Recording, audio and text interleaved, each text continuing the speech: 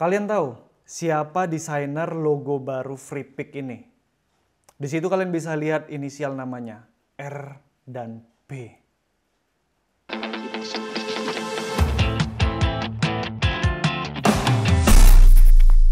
Hello guys, welcome back to our channel para desainer dan freelancer. Ketemu lagi dengan aku, Rio Purba. Oke, di video ini kita bakal ngebedah sesuatu yang sedang viral, yaitu pergantian atau proses rebranding dari Freepik. Nggak disangka-sangka Freepik tiba-tiba blem gitu ya, muncul dengan logo baru teman-teman. So di video ini, di video bedah logo ini kita bakal ngebedah logo baru Freepik, kemudian juga maknanya apa, siapa sih desainernya, dan kita juga akan lihat visual identity-nya secara lengkap supaya kalian bisa membandingkan secara keseluruhan, bukan hanya logonya aja ya. Oke, sebelum kita bedah desain logonya, kita lihat dulu sneak peek kira-kira seperti apa sih rebranding logo baru dari Freepik ini.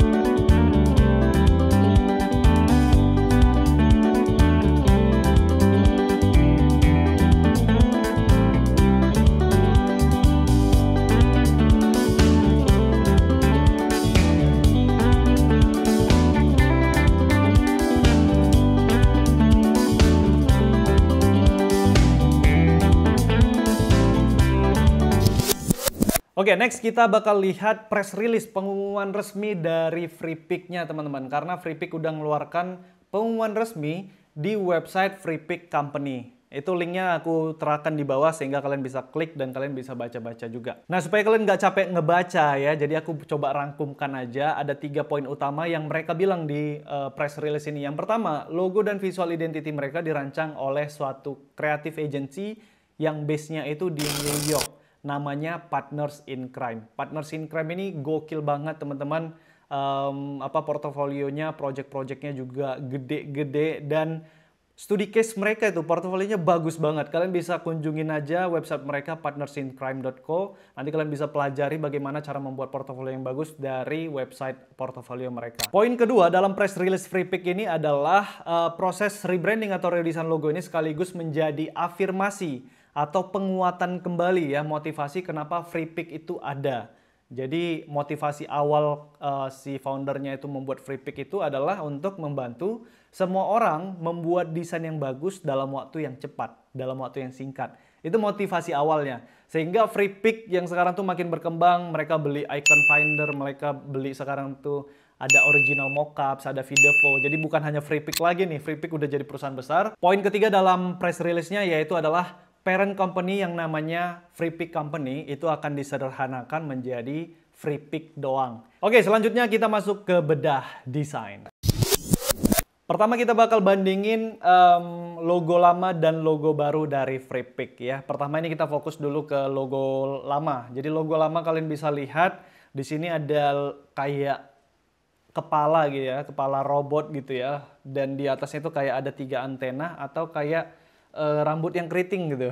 Jadi mungkin ya ini firasatku, aku kayaknya melihat ini sebagai kayak lambang user atau kontributor mereka. Selain itu kepala robotnya ini kan kayak bisa mewakili dunia atau globe ya, globe. Jadi bisa jadi ya, jadi Freepik ini bakal menghubungkan, mengkoneksikan antara user mereka dengan kontributor mereka yang ada di berbagai negara. Selanjutnya kita coba bedah makna dan filosofi utama dari logo Freepik yang baru. Dan mereka ngeklaim ini mereka memakai style atau logonya ini mengarah ke style contemporary ya. Dan mereka ngeklaim ini juga stylenya itu timeless ya. Timeless itu artinya pakai dalam jangka waktu yang sangat-sangat lama. Jadi karena di sini tidak ada satu tren, flat atau 3D atau apa, jadi mereka ngeklaim ini timeless, dan kelihatan juga fresh dan inspiringnya. Fresh itu yang utama ya. Jadi kalau kesannya yang kemarin yang logo lama itu kayak kaku, tajam-tajam. Nah, ini fresh, mereka tampilkan sesuatu yang baru di logo mereka. Yang terakhir, filosofi utamanya, makna utamanya, yaitu huruf I. Jadi, logo ini mengusung filosofi utama yang namanya the power of ideas. Kekuatan ide gitu ya, kekuatan ide. So, idea atau ide itu tadi diwakilkan oleh huruf I yang ada di kata free pick.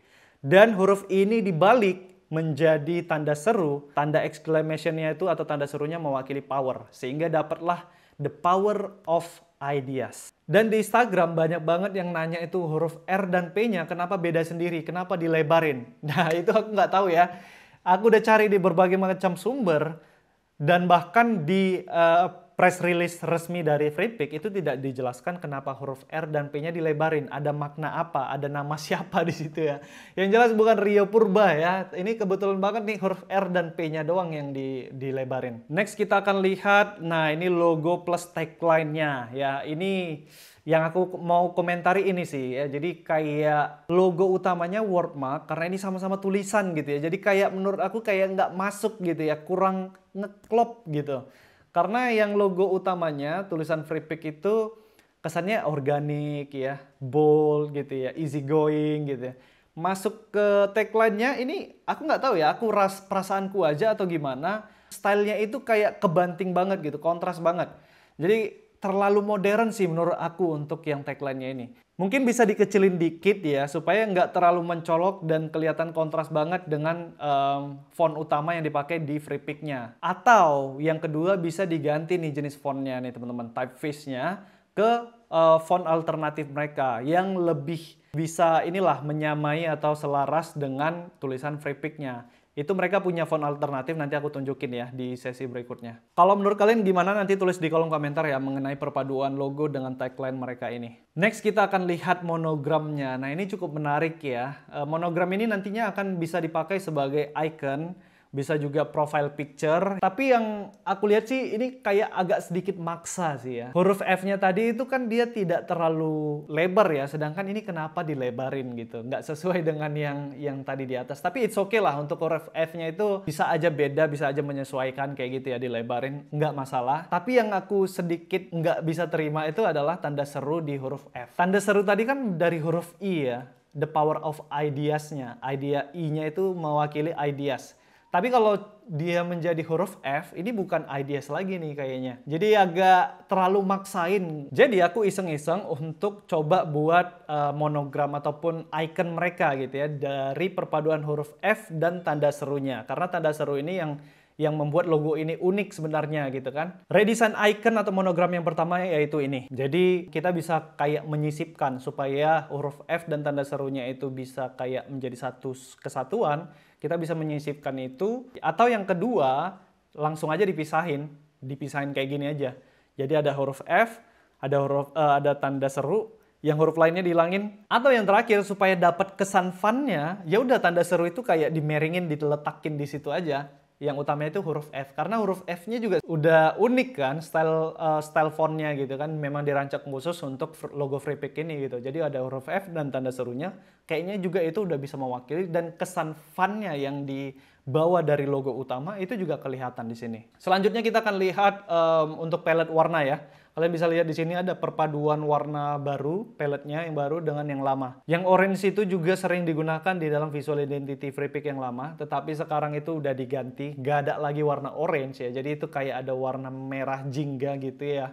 Kemudian ada warna hijau toska, biru tua, dan biru cerah gitu ya. Dan warna biru ini menjadi warna utama. Nah, selanjutnya kita ke tipografi ataupun penggunaan fontnya ya. Jadi di sini kalian bisa lihat untuk font utama yang digunakan bahkan di dalam tagline-nya tadi itu namanya Degular ya. Font Degular, kalau aku cari sih ya, Degular ini ada di Adobe Font ya. Nah, sebagai font alternatif di sini ada font Inter yang secara typeface itu desainnya nggak terlalu beda dengan yang Degular. Mungkin tagline yang tadi yang aku bilang tadi mungkin bisa pakai yang Inter ini ya, font Inter ini supaya dia nggak terlalu mencolok, terlalu modern gitu ya, terlalu banting kontras dengan tulisan Freepik-nya yang ada di logo utama. Oke, selanjutnya kita akan lihat beberapa desain mockup yang Freepik gunakan di dalam visual identity mereka.